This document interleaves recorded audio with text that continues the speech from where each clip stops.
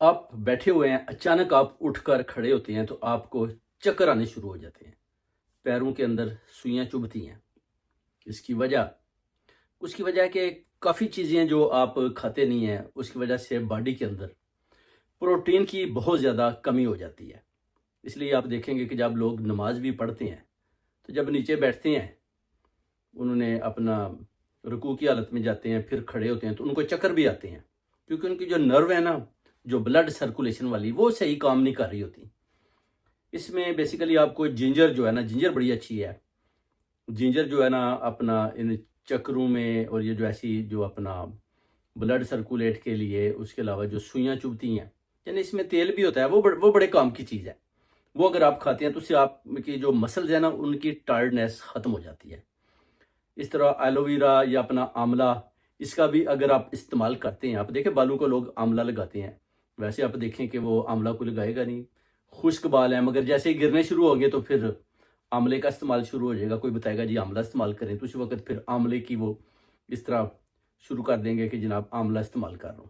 تو چلیں، کم از کم ان چیزوں کو آپ استعمال کریں، پروٹین والوں کو۔ کبھی آپ دیکھیں کہ آپ کو بھوک لگی ہوتی ہے تو آپ فار ایگزامپل آپ کا جو باڈی ہے، فار ایگزامپل انسانی باڈی، اس کو فار ایگزامپل جو بھی پروٹین ہوتی ہیں، جیسے بنانا، کیلا، گنا، کوئی اورنج جوس، ایسی چیزیں بھی باڈی مانگتی ہے، مگر آپ اس کو آلو کھلا دیتے ہیں، آلو کھا جاتے ہیں، اس طرح آپ کی بھوک بھی مٹ جاتی ہے، مگر باڈی کے اندر وہ پروٹین ہے نا، ان کی کمی شروع ہو جاتی ہے۔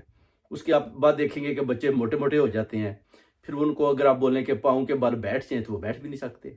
اس طرح کوشش کریں کہ یوگا کریں، ایکسرسائز کو مکمل طور پر کریں، تاکہ آپ کی باڈی کی جو بلڈ سرکولیشن ہے نا، وہ ٹھیک ہونی چاہیے، اور جو نرو ہے نا، ان میں بھی طاقت آنی چاہیے، تاکہ نرو آپ کی ٹھیک ہوگی تو آپ کے مسلز باڈی کے صحیح کام کریں گے۔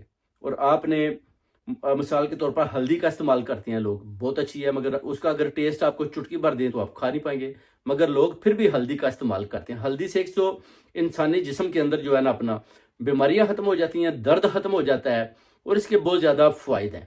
اس طرح اور چیزیں بھی لوگ استعمال میں لاتے ہیں، جیسے کہ گارلک ہے، گارلک کا بھی بہت زیادہ فائدہ ہے۔ اس طرح آپ نے جو ہے نا روزانہ دیکھنا ہے کہ باڈی کو کون سی چیز کی ضرورت ہے، اور ڈیفرنٹ قسم کی چیزیں کھائیں۔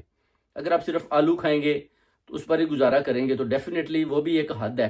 فش بہت اچھی ہے، آپ چکن کھائیں، فش کھائیں، لیمب سے پرہیز کریں، سبزیاں کھائیں، ویجیٹیبل کھائیں، اس سے جو ہے نا بڑی زبردست نشو و نما ہوگی آپ کے باڈی کے مسلوں کی۔ اور یوگا ضرور کریں۔